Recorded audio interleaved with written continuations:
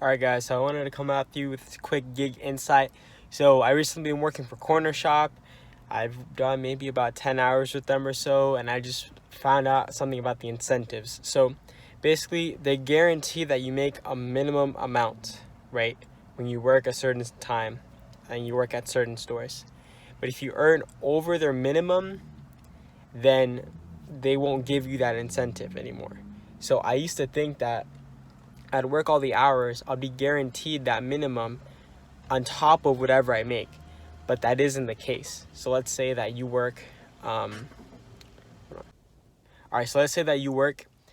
the incentive is 12 to 4. You have to be on there for a minimum of 3 hours, and they'll pay you $40. Okay. Let's say that from 12 to 4, you make $100. You won't earn $140. You'll just earn the $100 that you made. Let's say that to the same effect, that you work from 12 to 4 and you only made $20. They're going to give you the difference of $20 to make it $40.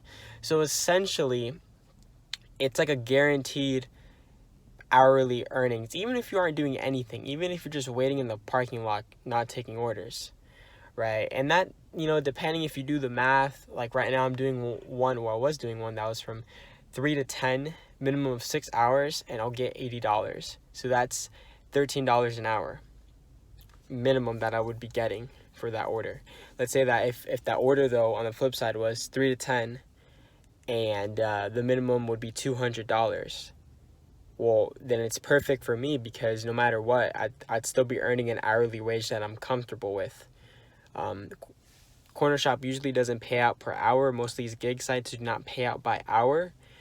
But if I take the amount of money I've made divided by the amount of time I've spent, it comes out to that times per hour. So basically, guys, quick little insight, but do not fall into that trap. Make sure you understand it before. I used to think I'd be printing money with Cornershop, but not really. There are much better gigs out there. Sure, Cornershop has its place. To me, it's just like Postmates, but with steroids.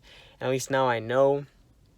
But definitely go with Instacart or Shipped or anything else but Cornershop. Because with Cornershop, another thing too is that you can't really pick out the orders that you want to pick, so the orders that pay out the most amount of money.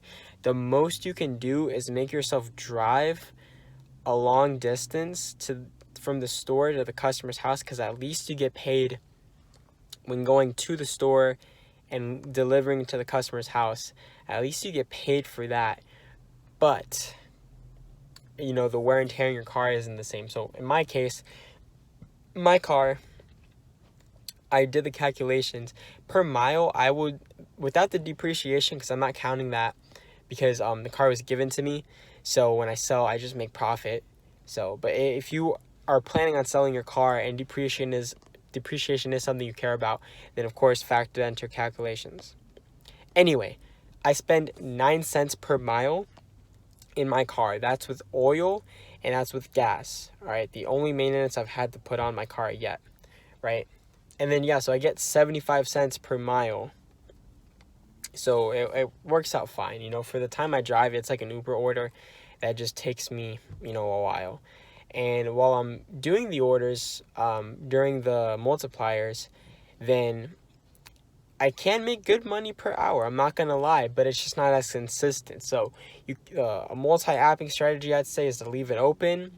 When you get an order, if let's say by chance you're doing Uber Eats, DoorDash, if you're driving towards the restaurant, get the order and just kind of look at it for a minute. Chances are it's probably better than the order you're doing now if you're looking at it per hour basis.